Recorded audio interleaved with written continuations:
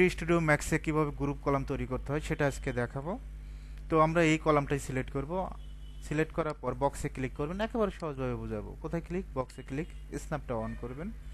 First point, second point, এটার হাইটটা 83 দেব। কত দেব? 83। কালারটা চেঞ্জ করে দিচ্ছি, এটা হোয়াইট কালার দেব। স্ন্যাপটা অফ করবেন। এখন আমাদের যে কাজটা করতে হবে, গ্রুপটা আছে 1 ইঞ্চি, তো আমরা এটা কপি করব। কপিতে করতে পারি কন্ট্রোল ভি। এখান থেকে হাইট 1 ইঞ্চি দেব। কত? 1 ইঞ্চি। জেটের মানটা 83, কি দেব? 83।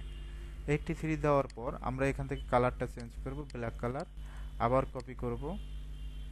কপি করে এখান থেকে আমরা 36 দিয়ে দেব।